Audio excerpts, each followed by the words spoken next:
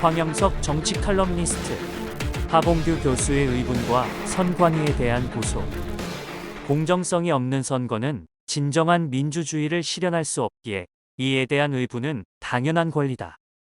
공직선거에 있어서 공정성은 불가분의 관계이며 핵심적인 가치로서 국민의 의사를 바르게 반영하기 위한 하나의 방법으로서 선거의 신뢰도를 결정하며 선거의 공정성을 확보하는 것이 공직선거법의 목적이기에 금품 제공, 허위사실 공표, 부정투표 등이 불공정 행위로 분류된다. 국제선거감시단의 일환으로 지난 5월 27일 방한한 트럼프 1기 미국 행정부의 전략 외교 사이버 안보 담당 실무진은 첫째 6.3 대선 보고서를 미국 정부와 유엔 제출할 예정, 둘째 전자개표기, 사전투표 서버 보안성 논란, 셋째 재외 국민투표 시스템의 우려, 목소리, 넷째 중국 정부의 대선 개입 가능성과 화웨이 장비 취약성에 대한 우려를 표한 바 있었고, 과연 6.3 대선의 결과는 어떻게 나타날 것인지에 대해 국민들은 숨죽여 그 결과를 기다려온 것이 사실이다. 2025년의 6.3 제21대 대선에서 최종 49.42%로 더민주당 이재명 후보가 당선되었고, 국민의힘 김문수 후보는 41.15%를 받았고, 개혁신당 이준석 후보는 8.34%를, 민주노동당 권명국 후보는 0.98%를 받았고, 무소속 송진호 후보를 받았으나 다음과 같은 문제의 발생은 투표 결과의 신빙성을 추락시킨다. 첫째, 시간이 흐를수록 투표자 수가 늘어나야 하는데 줄어드는 문제. 둘째, 사전투표에 있어서 유권자 수보다 투표자 수가 더 많은 경우. 셋째, 이재명 후보에게 약 3,000장이 연속으로 날인된 투표용지의 발견. 넷째, 1만원짜리 지폐의 신권과 마찬가지 수준의 빳빳한 투표용지, 다발의 출현. 다섯째, 사전투표일에 부방대 등 선거 참관인들이 실제 발을 정자로 확인한 투표자 수와 실제 투표자 수가 현저히 차이가 나는 경우 등에 대한 알 권리 차원의 문제 제기는 더 이상 음모론자로 치부해서는 안 되며 중앙선관위가 명쾌하게 밝히는 것만이 선관위가 신뢰받는 길이다. 이런 2025년 6.3 제21대 대선의 결과에 대해서 서부극의 총잡이처럼 진실을 규명하려는 하봉규 부경대 명예교수의 법률을 무기처럼 사용하는 전략인 로우페어를 소개한다. 고소장. 고소인 성명 하봉규. 주소 부산시. 연락처 010-9630-3550. 피고소인 성명 노태학. 소속 중앙선거관리위원회 위원장. 성명 김용빈. 소속 중앙선거관리위원회 사무총장. 고소 취지.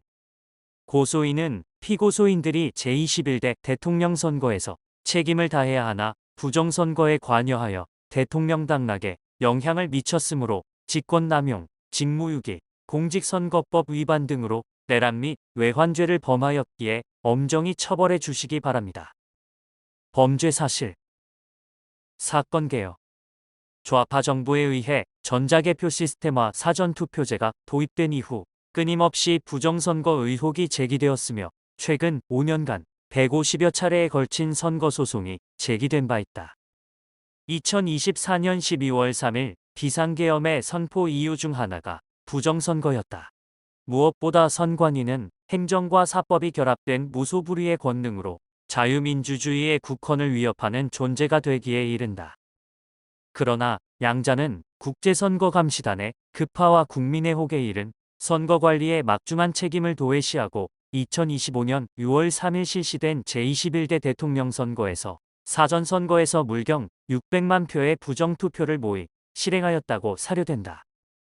예컨대 국제선거감시단의 현장 접근을 차단하였으며 관내 우편투표의 검증을 거부하여 조직적인 대규모 선거 부정을 자행한 것으로 확인된다. 무엇보다 우체국, 우편집중국, 우편물류센터, 우체국으로 관리되는 전체 과정을 언론, 정당, 참관인 등으로부터 조직적으로 차단하여 대규모 선거 부정을 저지른 것으로 추정된다. 양자가 주도한 대규모 선거 부정은 결국 2025 대선 선거부 정보고서에 보고되기에 이른다. 2025 대선 부정선거보고서 이하 보고서에 따르면 대선 결과 자체가 사전선거 이후 각종 선거와 가치 상식, 과학, 역사에 어긋나는 부정선거에 움직일 수 없는 증거이다. 보고서는 보다 구체적으로 전문가들이 통계와 시뮬레이션을 통해 사전선거의 대규모 부정의 혹을 검증하기에 이르렀다. 뿐만 아니라 선거 부정 감시단체에 의해 적발된 선거 부정 사례는 건수와 내용에서 상식, 법, 국제 기준을 초과하는 것이었다. 사전투표 과정에서 투표지 반출, 대리투표, 이중투표 등 선거관리 부실 사례가 언론을 통해 보도되기도 했다.